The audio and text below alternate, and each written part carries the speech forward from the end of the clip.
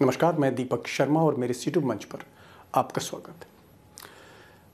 दोस्तों, exit polls पर हमेशा से विवाद रहा, शक किया जाता है और एग्जिट पोल्स की जो साख है हमेशा से उस पर सवाल खड़े किए जाते हैं। मिसाल के तौर पर आज जो दिल्ली नगर निगम के जो नतीजे आए एमसीडी के, उसमें भी ज़मीन आसमान का अंतर दिखा। आज तक जिस आम आदमी पार्टी को 171 सीटें दे रहा था अपने एग्जिट पोल में, वो सीटें 134 तक आ गई। यानी कहाँ 171 और कहाँ 134। 250 के हाउस में 40 का अंतर होना ये मामूली बात नहीं है। फिर मतलब ही नहीं रहा एग्जिट पोल का। और ठीक यही स्थिति अब गुजरात और हिमाचल के एग्जिट पोल्स को लेकर है। सवाल उठ रहे हैं, सट्टा खेला जा रहा है कि भाई बीजेपी को आज तक जो कह रहा है या बाकी चैनल कह रहे हैं 140 के ऊपर सीटें मिलेंगी या 100 पर बीजेपी आ जाएगी। एक आप कह सकते हैं धुंध की चादर है, एक कन्फ्यूजन है। और मैंने जितने भी पत्रकारों से या नेताओं से बात करी या सेफोलॉजिस्ट से बात करी, उनका ये कहना था कि हमको नतीजों के लिए रुकना चाहिए। तो मशीनें जब खुलेंगी तब तो बात होगी और हमारा जो एक्सपर्ट पैनल है उसको एनालाइज भी करेगा। लेकिन एक गुंजाइश जो बन रही है गुजरात में कि वाकई बीजेपी को कितनी सीटें मिलने जा रही हैं। क्या 150 मिलेंगी? क्या 125 मिलेंगी? क्या 100 के नीचे बीजेपी चली जाएगी? और ये बड़ा सवाल है। और मुझे लगता है कि नतीजे जो भी हों, मेरी आज कोशिश है कि ये जो नतीजे हैं, ये जो गुजरात के नतीजे आएंगे, कहीं ना कहीं मोदी जी की जो पॉलिटिक्स ऑफ फ्यूचर है, उनका जो राजनीतिक भविष्य है, उस पर बहुत ज़बरदस्त असर करने जा रही है। 100 से कम तो मोदी जी का हल किया, 125 तब मोदी जी कहाँ खड़े हैं, और 150 फिर मोदी जी क्या करेंगे। और आज इस सवाल को लेकर टाइगर साथ में होंगे और एक ज़बरदस्त एनालिसिस हम और टाइगर मिलके करेंगे। और मेरा मानना है कि ऐसी एनालिसिस शायद ही गोदी मीडिया हिम्मत कर पाए करने की, जो हम करने जा रहे हैं।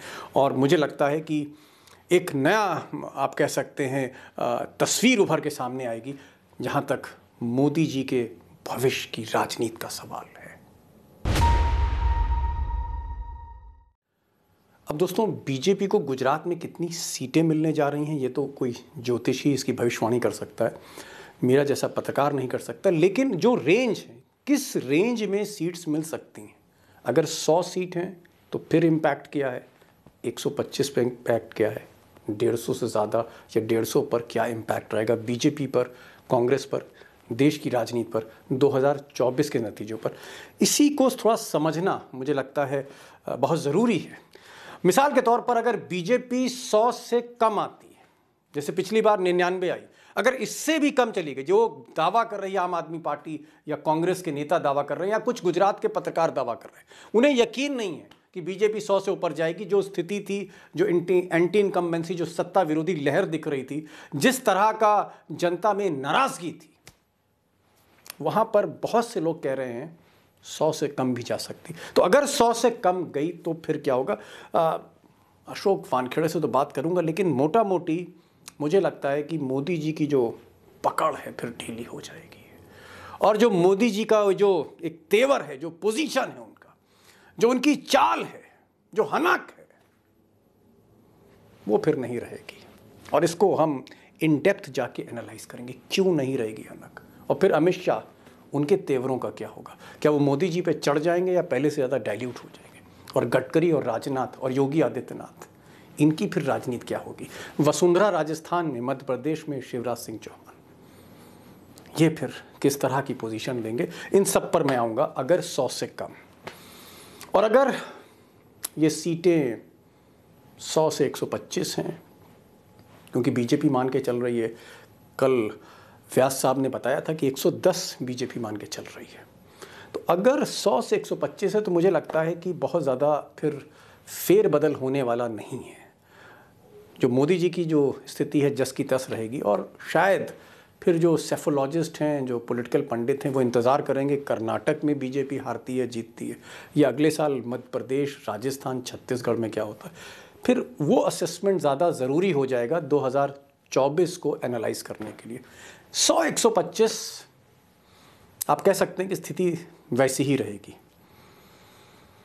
और अगर 125 से ज़्यादा, जी हाँ, अगर 125 से ज़्यादा सीटें आ रही हैं, 150 जो गोदी मीडिया कह रही है, अर्नब गोस्वामी कह रहे हैं, अंजना ओम कश्यप जी कह रही हैं, सुधीर चौधरी जी कह रहे हैं कि 150 पार, 140, ये जो एग्जिट पोल बता रहे हैं, आज तक ने जो सर्वे कराया है, रिपब्लिक ने सर्वे कराया, एबीपी ने कराया, ये अगर एग्जिट पोल सही साबित हो गए, एग्जैक्ट पोल साबित हो गए और बीजेपी 140 के ऊपर गई, मोदी जी ने अपना ही 2002 का 127 का रिकॉर्ड तोड़ दिया, फिर क्या होगा? और मुझे तब लगता है कि कद तो बढ़ेगा ही, 56 इंच का सीना भी प्रोजेक्ट किया जाएगा।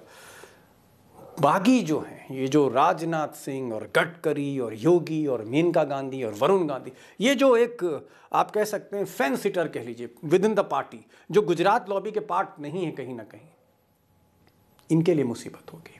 और इसको हम बहुत भीतर जाके माइक्रो लेवल पे हम एनालाइज करने की कोशिश करेंगे। और इसलिए आज टाइगर को सुनना या उनके साथ जो मेरी गुफ्तगू है उस पर गौर करना बड़ा ज़रूरी है।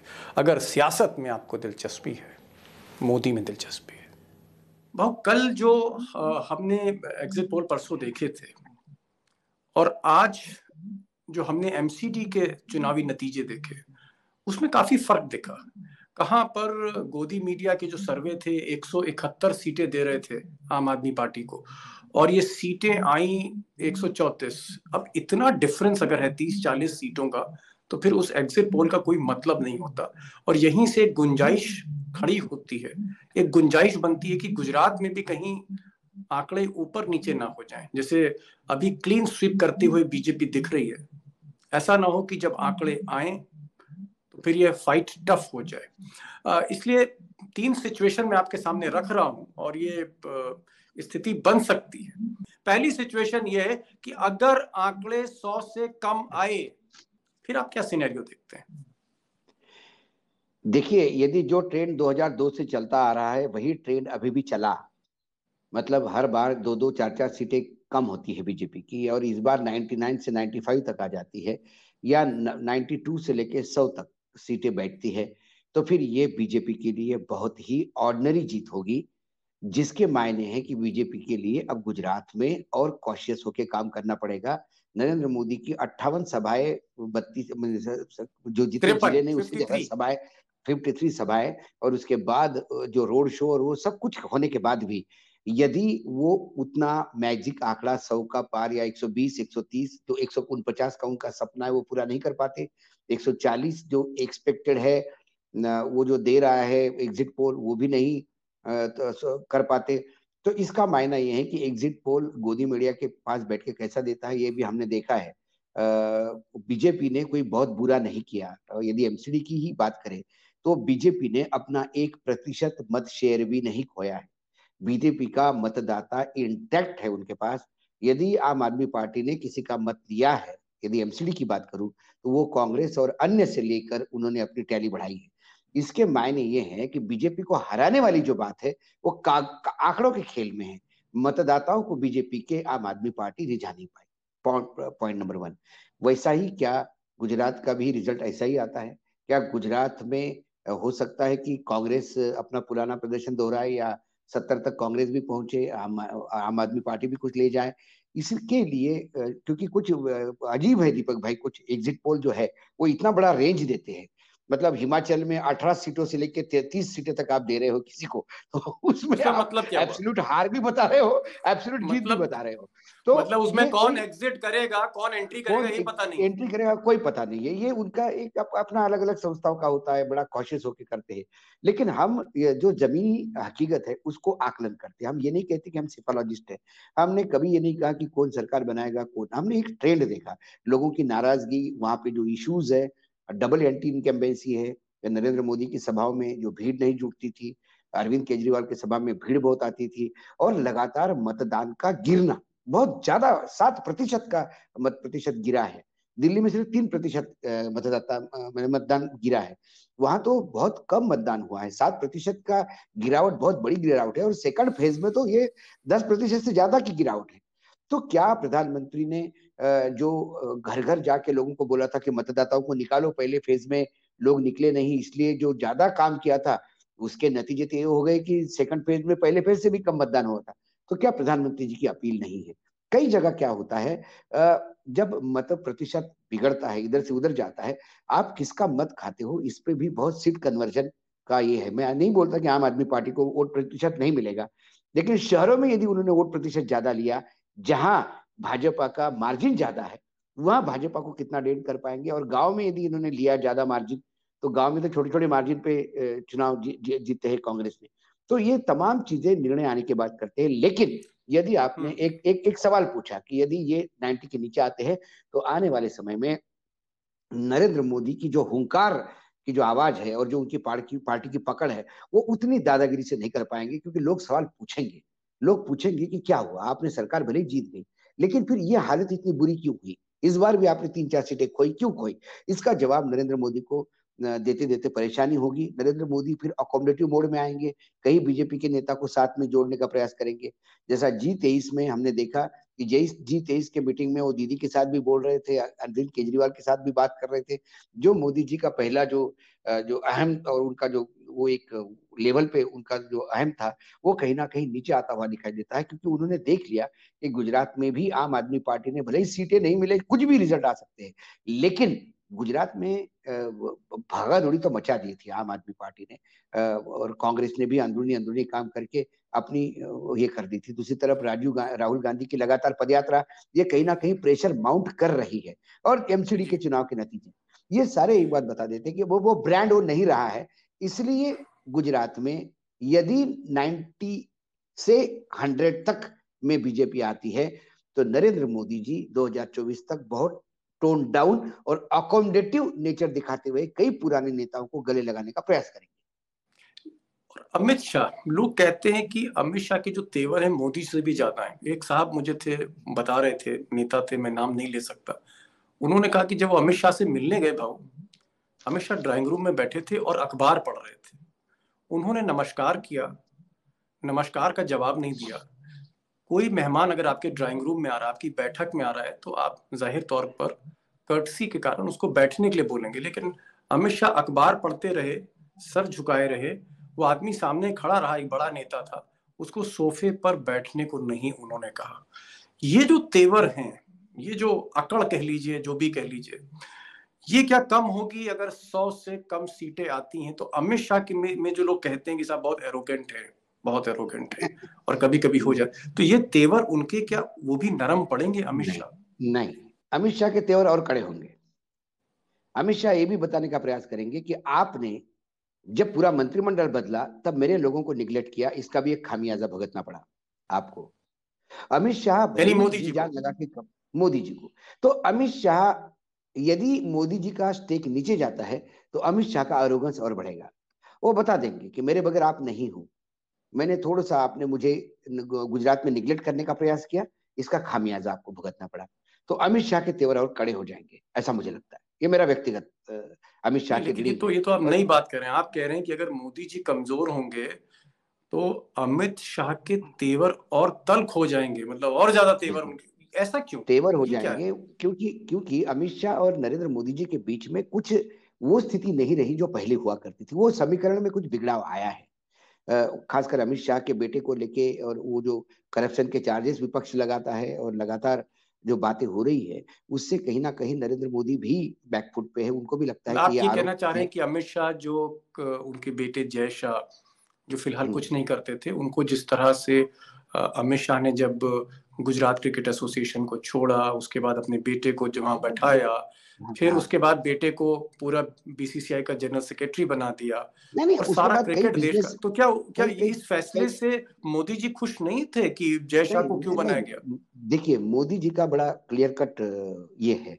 मोदी जी किसी भी मतलब जब आकाश विजयवर्गीय का बात होगी तभी मोदी जी ने रिएक्ट किया था कि क्या गरज है। जब पंकज और राजनाथ जी को लेके भी बात हुई थी, अभी जब नरेंद्र मोदी जी ने बात की थी, तो Narendra Modi by and large परिवारवाद के भयानक खिलाफ।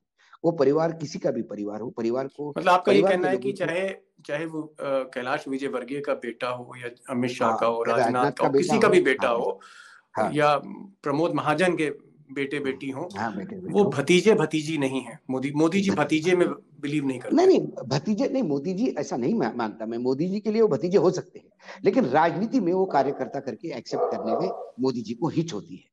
ये मोदी जी का आज का नहीं, मोदी जी का जब गुजरात में थे तब से, जब वो जनरल सेक्रेटरी थे तब से है। उनका एक परिवारवाद के प्रति उनकी एक चीड़ है, भयानक चीड़ है। पता नहीं वो क्या कांग्रेस परिवार की वजह से हो सकती है या किसी और परिवार से हो, लेकिन परिवारवाद से वो दूर रहना पसंद करते हैं। इसीलिए आपने यदि देखा होगा कि शिवसेना में भी वो जब तक बाल ठाकरे थे तब तक सब संवाद बहुत अच्छा था। बाल ठाकरे जाने के बाद उद्धव ठाकरे, फिर उनका बेटा आता है, तो कहीं ना कहीं एक दूरी बनाई बनाई उनकी बनी रहती है। चलिए, वो तो खैर उनका मुझे नेचर लगता हो है सकता है, नेचर है उनका। लेकिन और मैं सवाल पे आता हूँ। अमित शाह का नेचर जो आपने फिर से पूछा, अमित शाह के नेचर में, अमित शाह रिजर्व है, बहुत कम बोलते हैं। अमित शाह को आपने कहीं ठहाके लगाते हुए हंसते हुए वीडियो नहीं देखा होगा, या ठहाके हुए लगते हुए। वो हमेशा एक आक्रामक मुद्रा में रहते हैं, और उनका एक नेचर है। उसी नेचर के तहत जब उन्हें गुस्सा भी दिखाना होता है तो उनके एक तेवर है कि बैठने के बाद बात ही नहीं करना, कोई 3 बार नमस्ते करे तो नमस्ते का जवाब नहीं देना। ये उनके तेवर है बताने के कि मैं कौन हूं और आप मुझे समझ जाइए। ये तेवर मैंने उनको दोस्तों के बीच में भी देखा। मैंने इंडिया टीवी के शो में, जहां रजत शर्मा जी के और उनके बहुत अच्छे संबंध है कहते हैं, लेकिन रजत शर्मा जी को भी उन्होंने रास्ता दिखाते हुए एक सवाल का जवाब में उन्होंने कहा, रजत शर्मा जी ने जब कहा कि सब कुछ ठीक चल रहा है लेकिन एकाएक नक्सली आते हैं और पैरामिलिट्री फोर्सेस के लोगों को मार के चले जाते हैं, ये भी हुआ है। तो उन्होंने कहा कि रजत जी, तो नक्सली क्या फोन करके आते हैं क्या? नक्सली सूचना दे के आते हैं? हमारे नक्सली ऐसे ही आते हैं और ऐसे ही मारते हैं, ये चलता है। और उसके बाद उन्होंने कहा लेकिन आपकी कोई जो जो आप भाई, आपका सरकार है तो आपके सरकार के पास कुछ इंटेलिजेंस रिपोर्ट होगी। तो उन्होंने कहा तो आपको क्या लगता है, रजत शर्मा के चैनल पे एक पार्टी का अध्यक्ष जिसकी सरकार हो केंद्र में, वो डिसाइड, वो बता देगा आपको इंटेलिजेंस इनपुट क्या थी। वो सरकार के साथ बातचीत होती है, आपको थोड़ी बताने के लिए होती है। इतने कड़े तेवर में उन्होंने जब जवाब दिया, तो वो अलग टाइप के वो उनका नेचर है। चलिए ठीक तो है, लेकिन ये मैं बात जरूर है, गुजरात के चुनाव यदि 90 से 100 तक आते हैं तो अमित शाह का इंपॉर्टेंस और बढ़ेगा, उनका कद और बढ़ेगा, और वो बता देंगे कि गुजरात बेसिकली में भी वो उतनी ही औकात रखते हैं जितनी नरेंद्र मोदी। बेसिकली वो एक मैसेज देंगे मोदी जी को मैसेज कि देंगे। भाई, आपने अगर हमें हमारी सलाह मानी होती, हाँ, हमको अगर जिम्मेदारी पूरे तौर पे दी होती, सारी लगाम मेरे हाथ में होती, तो मैं जो हूँ ऐसे खराब नतीजे ना लाता। बिल्कुल। ठीक है, ये हाँ, बात मैं मान ली आपकी। अब मैं दूसरी सिचुएशन दे रहा हूँ। अगर ये एग्जिट पोल भले ही गोदी मीडिया के थे, भले ही पेड हाँ, मीडिया के थे, जो भी था, अगर ये सच साबित होते हैं, मान लीजिए कि मोदी जी अपना ही रिकॉर्ड 127 सीटों का उसको तोड़ देते हैं और 130 सीटें लाते हैं, 140 सीटें लाते हैं, उसके बाद नरेंद्र मोदी के जो तेवर होंगे क्या होंगे, उनकी पोजीशनिंग क्या होगी, बॉडी लैंग्वेज क्या इनके होगी, इनके राजनाथ, बाद गडकरी, इन सब का क्या होगा, वो फिर सिनेरियो क्या हो सकता है? यदि इसके बाद जो एग्जिट पोल दिखाते हैं वो सीटें आती है, 135 आती है, 140 आती है, 140। उसके बाद नरेंद्र मोदी एक बात फिर से रेखांकित करेंगे, यदि कोई है तो मैं हूं, यदि कोई चलता है तो मेरा चेहरा चलता है, यदि कोई ब्रांड है तो मैं ब्रांड हूं, और मेरे ही भरोसे अब बीजेपी चलेगी। उसके बाद 2024 के चुनाव में जो टिकट फाइनल होंगे, उसमें अकेले नरेंद्र मोदी तय करेंगे किसको चुनाव में जितवाना है, किसको नहीं। वो संघ पे भी हावी होंगे उस समय, क्योंकि संघ को भी बता देंगे कि देखो मैं क्या हूं, मैं 7वीं बार 140 सीटें लेके आ सकता हूं, इसके मायने बहुत कुछ अलग है।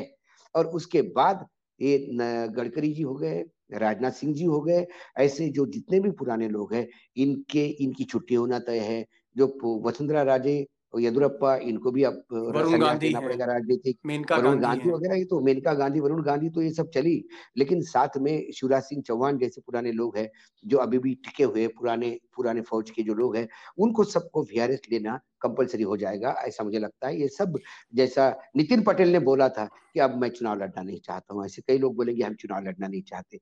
ये 2024 में नई टीम होगी, नए उम्मीदवार होंगे, एंटी इनकम्बेंसी काटने का प्रयास होगा, और 2024 का चुनाव अकेले नरेंद्र मोदी के चेहरे पे लड़ा जाएगा। एक चीज और यहीं पर एक सवाल है कि आपने कहा कि अगर 150 सीट या 140 सीट, एक रिकॉर्ड ध्वस्त करके मोदी जीत हासिल करते हैं गुजरात में, तो ये जाहिर तौर पे मैसेज देंगे पूरी बीजेपी को, देखो ये मेरा होम स्टेट था, मैंने मेहनत करी, मेरा ब्रांड था और मैं फिर से जीत के लाया, 7वीं बार हमने जीता है गुजरात को।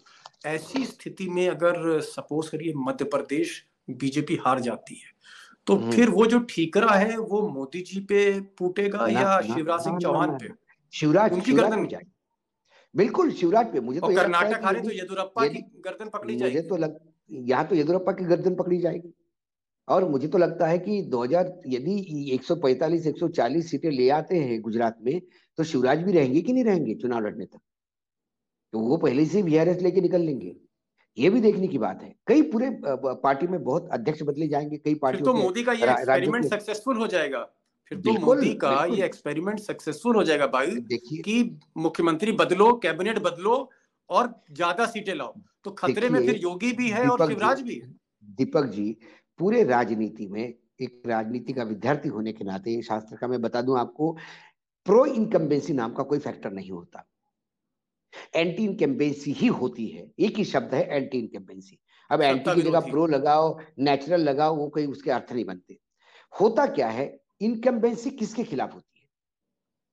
एंटी इनकम्बेंसी जो होती है वो उम्मीदवार, आपका एमएलए, एमपी, मंत्री, सरकार के खिलाफ होता है। राजनीतिक दल के खिलाफ कभी एंटी इनकम्बेंसी नहीं होती।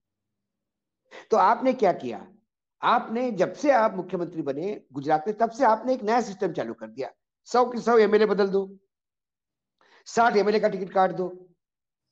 तो जो एंटी इनकम्बेंसी वाले जो लोग आते हैं, उनके सामने आप एक हमेशा एक लेके चलते हो कि अरे वो काम नहीं कर रहे थे, अभी है कहां हो, देखो नए लोग नई आए हैं, सरकार ले आओ, नई उसी सरकार पार्टी के आई है, भीतर ये नई कुछ सरकार करके लाओ। देगा, नई सरकार ले आओ। तो ये से होता क्या है, एंटी इनकम्बेंसी का ठिकरा, वो एंटी इनकम्बेंसी उन लोगों के साथ चली जाती है और आप एक क्लीन कैनवास के साथ चुनाव में जाते हैं। ऐसा ही इन्होंने जी पूरी सरकार बदल के किया। मैं मानता हूं एंटी इनकम्बेंसी प्रो इनकम्बेंसी होती, ये शब्द के अर्थ, इस शब्द को अर्थ देते मोदी जी, यदि वही सरकार, वही कैबिनेट, वही एमएलए को फिर से 140 के तादाद में जितवा के लाते, ये होता है प्रो इनकम्बेंसी, यदि कोई ऐसा शब्द है तो। जी। भाव एक चीज और, एक और सवाल, और ये सवाल थोड़ा सा कल के एग्जिट पोल से हटकर है। कल मैंने जयनारायण व्यास जी का इंटरव्यू लिया, और जो मोदी जी के साथी थे, मोदी जी के सलाहकार थे, मोदी जी के कैबिनेट कलीग थे, वो उन्होंने कहा कि भाई बाकी चीजें तो ठीक हैं, लेकिन ईवीएम पर मुझे आज भी कहीं ना कहीं संदेह होता है, क्योंकि लोग सवाल उठाते हैं। और मुझे एक चीज समझ में नहीं आती कि जापान, जर्मनी और अमेरिका ये क्यों ईवीएम को खारिज करके बैलेट पेपर पे वोट कराते, हम क्यों इस मशीन पर अभी भी अटके हुए हैं। और ये जो जयनारायण साहब ने सवाल किया, ये सवाल वो जयनारायण व्यास कर रहे हैं जो आईआईटी मुंबई के इंजीनियर हैं, टेक्नोक्रेट भी हैं, पॉलिटिशियन भी।